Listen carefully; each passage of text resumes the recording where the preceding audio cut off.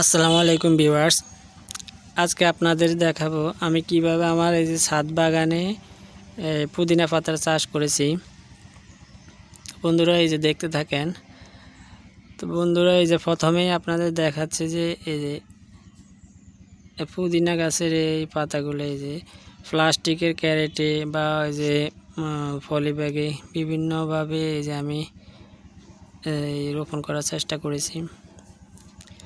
এই যে দেখেন বন্ধুরা, এই যে পুদিনা পাতার ডগাগুলা এই কাটার পরে পানিতে 5-6 দিন ভিজে চুবিয়ে রাখলে এই যে এগুলা থেকে এই যে শিকড় বাইরে হয়ে যায়।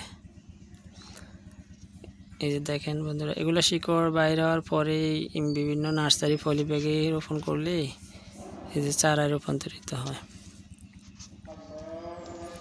আসলে এই পুদিনা পাতাগুলা এই যে দেখেন খুবই দ্রুত বর্ধনশীল,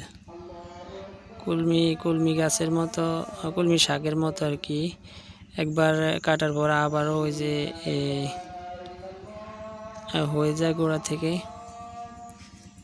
এই যে দেখেন দধির একটা এই যে বক্সে, এটার ভিতরে কিন্তু কোনো মাটি নেই বন্ধুরা, দেখেন শুধু পানি। এই যে উপরে যে বক্সের ঢাকনাটা আছে, ঢাকনাটা এই যে ফুটা ফুটা করে আমি ওই যে পুদিনা পাতার ডগাগুলা ভিতরে দিয়ে দিছি। দেখেন শিকড়ে একবারে জমাট বাঁধে চারা গাছ হয়ে গেছে সবগুলা। এই যে দেখেন এই আর একটা হচ্ছে যে প্লাস্টিকের টবে, ছোট একটা টবে।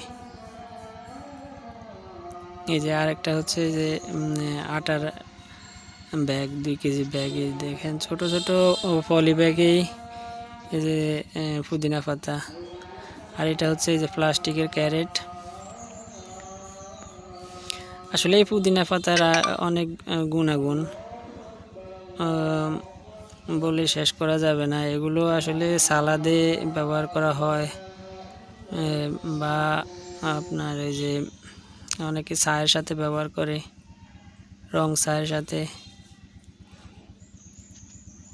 বিভিন্ন জন বিভিন্নভাবে এই যে ব্যবহার করে। এর ঘ্রাণ আসলে অনেক অনেক সুন্দর একটা ঘ্রাণ এই পুদিনা পাতার। ভিউয়ার্স এই যে দেখেন এই বোতলে যে কটা এই যে পুদিনার ডগা আছে, এগুলাতে সবগুলোতে এই যে শিকড় দেখেন চলে আসছে। এগুলো আরও 4-5 দিন আগে রাখছি। এই যে দেখেন একটা এই যে ডগায় 2-3টা করে শিকড়, এই যে দেখেন সাদা সাদা শিকড় বাহির হয়ে গেছে। আর 2-3 দিন পরে এগুলাকে আমি যে একটা প্যাকেটে রোপণ করলে পরবর্তীতে এগুলা আর মারা যাবে না। তো বন্ধুরা আজকে এই পর্যন্তই। আশা করি আপনারা পরবর্তী ভিডিও দেখার জন্য অপেক্ষা থাকবেন। আসসালামু আলাইকুম।